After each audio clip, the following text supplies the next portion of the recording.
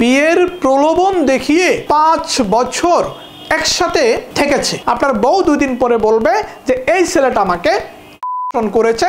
একটি প্রাইভেট ইউনিভার্সিটির ছাত্র, সে হচ্ছে তার গার্লফ্রেন্ডকে বিয়ে করলো। এভাবে সংসার মোটামুটি ভাবে 5 বছর ধরে চলছে। তারা ঢাকাতে আলাদা বাসা নিয়ে একটা ফ্ল্যাটের মধ্যে তারা থাকে। কিছুদিন পরে অর্থাৎ 5 বছরের মাথায় তাদের মধ্যে ঝগড়া হয়। ঝগড়া হওয়ার পরে তার স্ত্রী অর্থাৎ সেই ছেলেটি যাকে স্ত্রী মনে করে একসাথে এক ফ্ল্যাটের মধ্যে থেকেছে দীর্ঘ 5 বছর। তারা কিন্তু বিয়ে করেছিল। বিয়ে করেই কিন্তু তারা বাসা ভাড়া নিয়ে একসাথে থাকা শুরু করে। দুইজন দুইজনের কাজকর্ম করে, দুইজন একসাথে রান্না করে। 5 বছর তাদের মধ্যে খুবই ভালো সম্পর্ক। বিয়ের শুরুর দিনগুলো যেরকম যায়, খুবই রোমান্টিক মোমেন্টে তারা আছে, সেই সময়গুলো তারা পার করতেছে। 5 বছরের মাথায় তাদের মধ্যে যখন ঝামেলা হলো, যখন মানসিক দূরত্ব তৈরি হলো, তখন তার স্ত্রী গিয়ে ধর্ষণ মামলা করে দিল। ছেলেটা আকাশ থেকে পড়লো, আমার কাছে আসলো যে কাহিনী, একজন স্ত্রী তো স্বামীর বিরুদ্ধে ধর্ষণ মামলা করতে পারে না, তাহলে ধর্ষণ মামলাটা কিভাবে করলো? আমি নথিপত্র উঠালাম, উঠিয়ে দেখি যে তাদের যে বিবাহটা হয়েছিল সেটা কোনো কাগজপত্র নাই। তারা হচ্ছে তাদের পরিচিত একজন হুজুরকে এনে বিবাহটা করেছিল। আসলে সেটা সঠিক বিবাহ ছিল না। আর বিবাহটা যেহেতু সঠিক ছিল না, এটা কিন্তু মেয়েটা বুঝতো, মেয়েটা জানতো। ছেলেটা বুঝতে পারে না যে বিবাহটা সঠিকভাবে হয় নাই। তো ছেলেটা ভাবছে যে বিয়ে তো হচ্ছে, তো বিয়ে হলো, তারা স্বামী স্ত্রী বসবাস করতেছে। যখনই ঝগড়া হলো, মেয়েটা বলতেছে যে আমাকে এই ভদ্রলোক বিয়ের প্রলোভন দেখিয়ে 5 বছর একসাথে থেকেছে। তার মানে ছেলেটা যেহেতু বিয়েটাই হয় নাই, মেয়েটা বলতেছে ছেলেটা কার সাথে ছিল এতদিন? একটা মেয়ের সাথে ছিল। মেয়ের সাথে সে কিভাবে ছিল?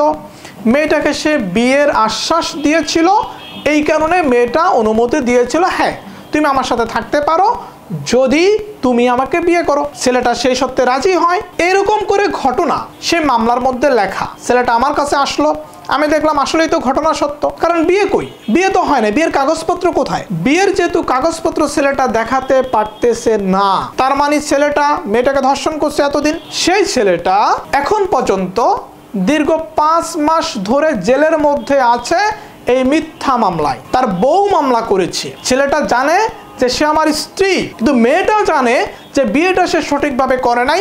বিয়ের কোনো কাগজপত্র ছেলেটার কাছে দেয় নাই, কোনো রেজিস্ট্রি করে নাই। বিয়েটা সম্পূর্ণ ভুয়া ছিল। যেহেতু ভুয়া, ছেলেটা তাহলে একটা সাধারণ মেয়ের সাথে মিশেছে, তাকে বিয়ের আশ্বাস দিয়েছে, ধর্ষণ মামলা হয়েছে। ধর্ষণ মামলাটা সঠিকভাবেই কিন্তু হয়েছে, কারণ বিয়ে হয় নাই। আমরা অনেক সময় বিবাহ করি 1000 টাকা, 2000 টাকা, 5000 টাকা সস্তায় যেটা পাই, কিন্তু আপনি কি কখনো ভেবে দেখেছেন যে বিয়েটা সঠিকভাবে হয়েছে কিনা? আপনি বিয়ের পরে সঠিক কাবিননামা হাতে পেয়েছেন কিনা? এটা তো আপনাকে দেখতে হবে। এটা যদি আপনি না দেখেন, তাহলে তো এই ছেলেটার মতো আপনিও ধর্ষণ মামলায় পড়ে যাবেন যদি আপনার বউ কখনো চায়। এই কারণে আপনি যখন বিয়েটা করবেন, বিয়েটা কিন্তু অনেক সেন্সিটিভ বিষয়। আমার কাছে অনেকে আসেন যে স্যার আমি এই নেন 5000 টাকা, এই নেন 10,000 টাকা, আমাকে বিয়ে পড়ায় দেন, এই নেন 500 টাকা, বিয়ে পড়ায় দেন। ভাই, বিয়েটা তো ছেলে খেলা না। বিয়েটা যখন করবেন তখন সঠিক লোক দিয়ে করবেন। বিয়েটা যখন করবেন তখন কৃপণতা করবেন না, শর্টকাট ওয়েতে যাবেন না, কারণ এটা হচ্ছে সারা জীবনের একটা বিষয়। এই সারা জীবনের বিষয়ে আবদ্ধ হতে গিয়ে এবং আবদ্ধ হয়েছে, বিয়েটা করেছে, তারপরেও কিন্তু ছেলেটা ধর্ষণ মামলায় 5 মাস ধরে জেলের মধ্যে আছে। যে মামলার নথি, যে মামলাটা আমি পরিচালনা করতেছি। তো এই হচ্ছে অবস্থা। বিয়ে যখন করবেন সঠিকভাবে করবেন। বিয়ে যদি সঠিক না হয়, আপনি তো আপনার বউর সাথে থাকতেছেন, আপনার বউ 2 দিন পরে বলবে যে এই ছেলেটা আমাকে ধর্ষণ করেছে। ধর্ষণ মামলা তো বুঝেন, মেয়েটার উদ্দেশ্য কিন্তু আপনার সাথে সংসার করা না, মেয়েটার উদ্দেশ্য আপনাকে জেল খাটানো। মেয়েটা সাকসেস, মেয়েটার কবলে পড়ে আপনি জেলের মধ্যে আছেন, কারণ বিয়েটা সঠিকভাবে করেন নাই। এই কারণে বিয়েটা বৈধ হওয়াটা জরুরি। বিয়ের উপযুক্ত পর্যাপ্ত কাগজপত্র, সঠিক কাগজপত্র থাকাটা হচ্ছে জরুরি।